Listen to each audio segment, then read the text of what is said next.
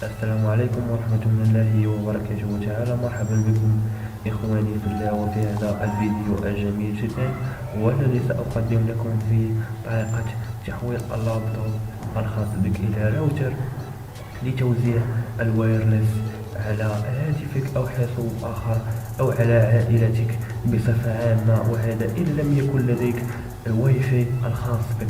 فقط أن تقوم بأخذ الواي فاي من عند الجيران الخاصين الذين بجانبك، تقوم بأخذ منهم الواي فاي على هذا. على سبيل المثال أنا من الجيران، وهذا الواي فاي لا يريد الوصول إلى عائلتي في المنزل، وأنا ما هو سيأتي هذا الدور الخاص تحويل الحاسوب إلى راوتر. هذا سيساعدك في توزيع الواي فاي على عائلتك بشكل جيد، وكأنك لديك الواي فاي الخاص بك، وكذلك التحكم في وقطع عليهم الواي فاي أو تغيير كلمة السر الخاصة بالراوتر. قبل كل شيء أخي لك أدعوك بالاشتراك في القناة ليصلك كل جديد، والضغط على زر لتحفيزنا على وضع فيديوهات جديدة. وأود أشكر هذا الشخص الذي شكرني في هذا التعليق.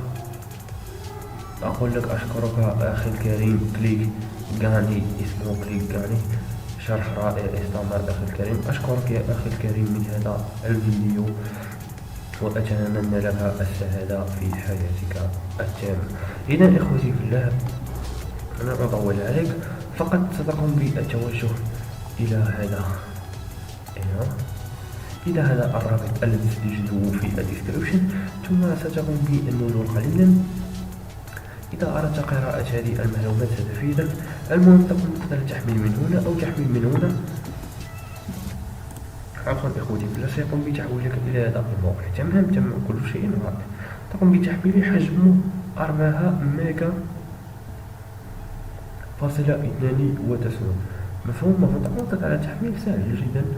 تقوم تضغط على تحميل ثم يتحمل معك، أو تقوم كذلك الضغط على السهم من هنا. لاحظ معي الآن، تقوم بالضغط على ديماري، هذا الخيار الآن يبدأ في التحميل معك. تمام.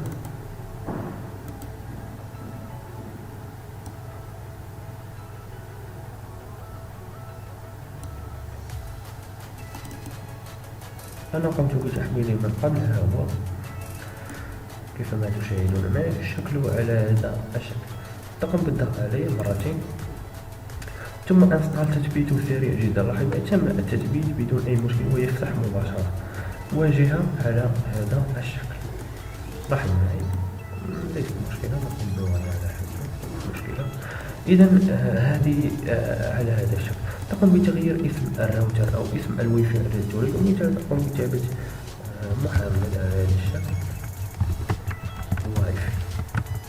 هنا كلمة السر، تقوم بكتابة 1 2 3 4 5 6 7 8 9 كذلك، وتقوم بترى أوكي. تمام. إذا أردت إظهار كلمة السر أو إن لم تريد إظهارها، ها هو الآن سأقوم بأخذ هاتفي، سأبحث على هاتفي أين هو. ها هو. عندما سأتصل بالشبكة سأظهر لكم هنا إنني ننتظر ونرى هل الطريقة فعالة أم لا. نقوم بتشغيله. ها هو. نقوم بكتابة كلمة السر 1 2 3 4 5 6 7 8 9 كونكس. لاحظ معي تم الظهور هنا من أجل الفويس. ها هو. وهنا كذلك تجد الأشخاص المتصلين. أنا واي فاي فريند كيف ما تشاهدون. هذا واي فاي. إذا أردت قطع الوايرلس عن المتصلين تقوم بالضغط على ستوب، وإذا أردت إعادة تشغيله تقوم بالضغط على ريستارت من هذا الخيار. وإذا أردت تغيير كلمة السر تقوم بالضغط على هذا السهم كذلك، ويمكنك تغييرها وكان كل شيء في هذا الفيديو.